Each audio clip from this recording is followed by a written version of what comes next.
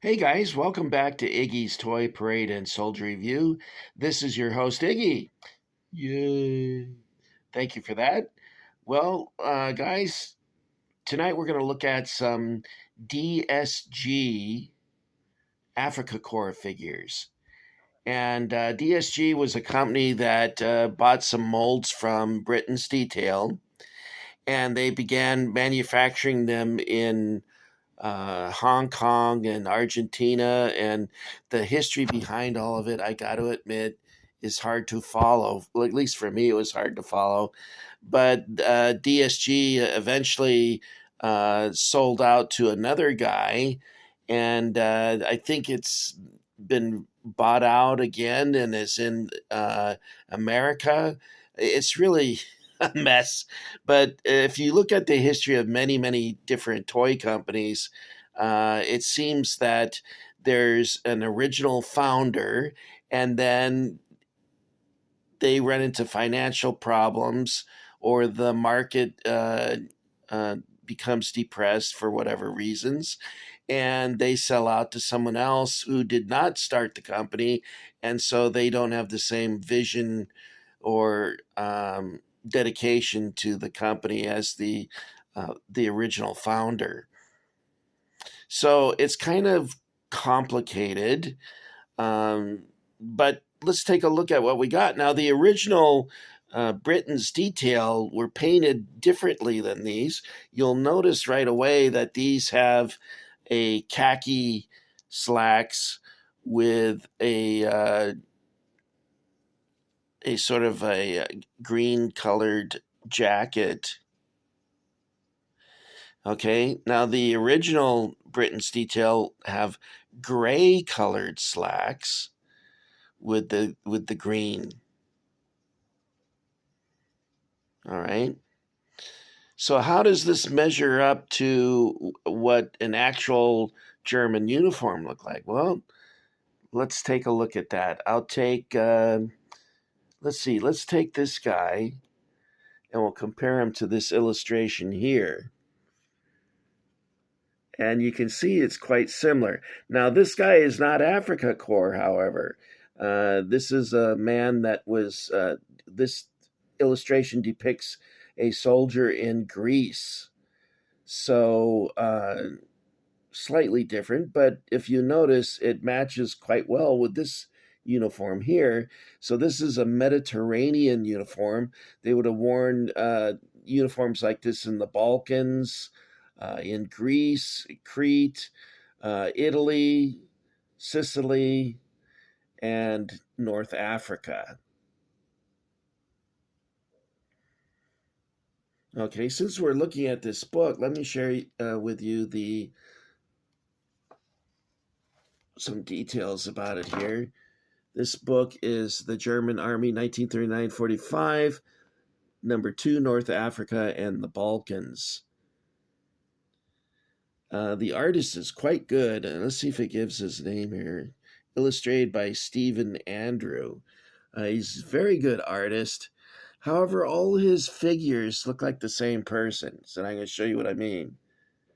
Okay. This looks like an angry Rommel. This looks like Rommel in a profile photo picture. And here's Rommel. He looks all like the same guy. And to further illustrate that point,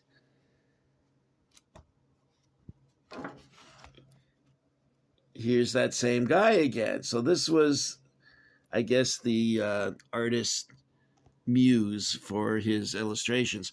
They are very good, though. He did a great job with the coloring of the uniforms and the equipment and everything. This is a handy guide if you're interested in the Afrika Korp. And this, of course, was put out by Osprey Publications under their Men at Arms banner, which you can see there. And that's Thomas English Muffins. I'm at the kitchen table, so that's why I've got that there. Okay, so let's take a look at another book that illustrates those things. And we have here, well, that looks like Captain Picard. Make it so, number one. Uh, and this is Afrika in action by Squadron Signal Publications. This is a very early Ron Volstad illustration. You can see here in 1978.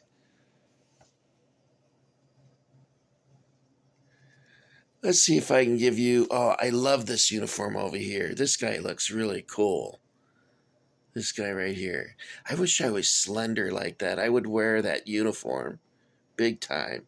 I notice he's got Continental boots, riding boots on, instead of these taller boots that the Afrika Korps wore. But most of the soldiers wore ankle boots.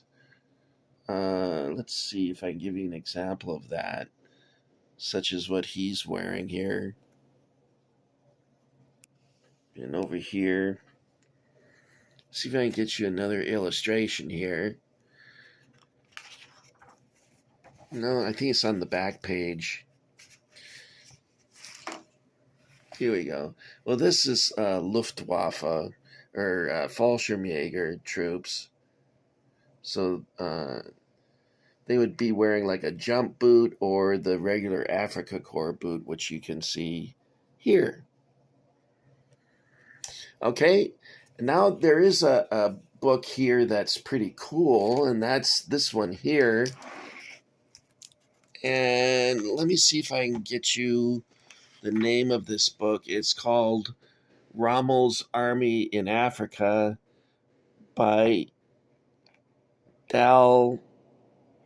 Jeez, I'm looking at it upside down.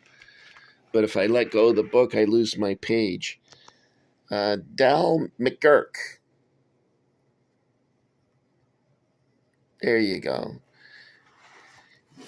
And this book is illustrated with photographs, and also it's actually uniforms and equipment. As you can see here, here's headgear.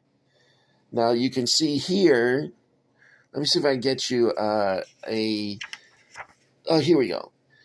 You'll see here that the headgear was in many different colors, and due to exposure to sun, the colors would change. For instance, we have this color here, which is closer to the original color, and then we have this color over here. They all had that red lining in it because it was determined by their uniform board that that would keep their heads cooler. I'm not sure how they came up with that one. It says, Hans, yeah, put on this red hat and tell me how this feels. Okie dokie. Anyway, you can see there's a variety of coloring here, and that would depend on how long the man was in service in the desert. Now, the guys that just got to the desert would all try and bleach their caps so that they wouldn't stand out as newbies or fresh fish. They wanted to look like they were veterans. So they would try and fade the cap so they would look more like this color, or this color, for instance. And then I wanted to show you the uniform. Did I show you the uniform? Yeah, here we go. Look at the variety here. This is a Continental uniform here, but you can see this one is sort of a almost a tan color. It's actually green, but almost tan looking, as is this one. However, this one is like a mint green. And then we have a darker green, which this matches this fella here. Let me get you one of these figures so we'll compare it to this jacket here. No, not a very good match. No. Here we go. Where'd it go? See over here? No. That's a little closer, but not quite. The Air Force, they used khaki colored cloth. You can see here, this is the Luftwaffe insignia, and he's got a tunic that has more buttons than the Afrika Korps jacket or army jacket, and is made in a khaki cloth. This is a Fallschirmjäger jump version of the tunic. Oh, here's the boots I was telling you about. The ankle boots. I think I still have a pair of these. I used to have a pair of these, and I sold them. I was out of work and I needed money, so I sold them. I got, I think, $275 for them. And you go, oh, wow, you did really well on that. When you considered I spent $375 on them, then you go, oh, not so good. They used a variety of shirts. They had French Army shirts, such as this one here. They had Dutch shirts, Luftwaffe tropical shirt, so on and so forth. And of course, their equipment was painted a different color. There's a whole variety of canteens that the Army used. The one I have for my uniform is this one here. Here's what his belt would look like. So let's look at the figures, okay? So if you're interested in this book, it is Rommel's Army Africa. Let's see if I can get you the title. Dal McGurk.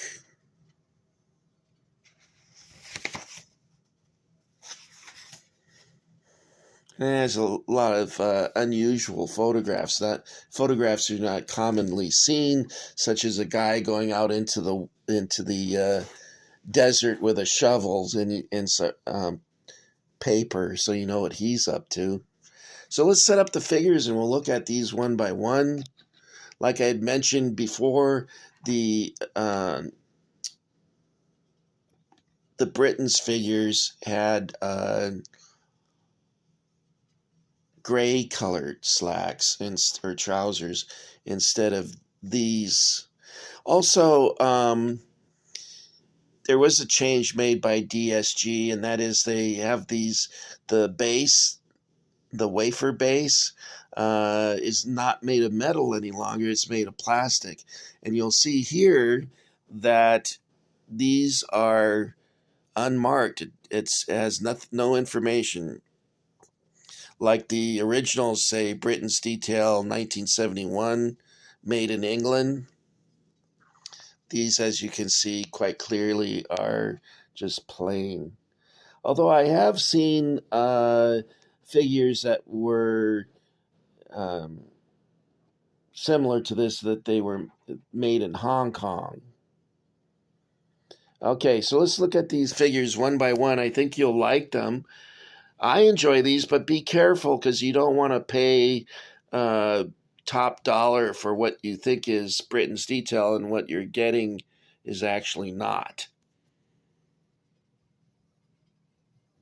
I like these because they go well with my 21st century Afrika Korp figures. And I have an Opel Blitz truck, which is painted in the sand color. And these figures went really well with that. Of course, there's a problem with the rifles in that they bend quite easily. And this one here supposedly is carrying an MG42. I'm not sure if this is quite a common pose. I mean, where's the ammunition drum, which they had on the 34, I guess, and also a belt of ammunition? You don't have that here. Just a petty little observation, I suppose. This is my favorite pose. I got two favorite poses here. This one here of the guy throwing the M21 Handgranaten. And he's got a Maschinenpistole 40 MP40. And then we have this officer with the Zeiss binoculars.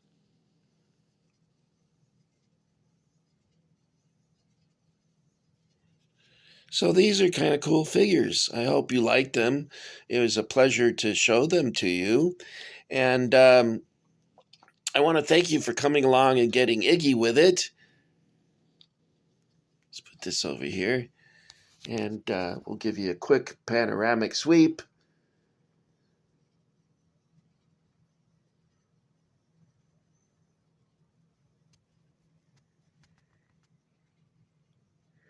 Okay, guys, that's it for Iggy. Thanks for getting Iggy with it. And I'll be seeing all of you soon. We probably should get together at Roy Rogers Ranch. Um, but, before we go over to Roy's place, why don't we go see a movie? I was thinking maybe we could see,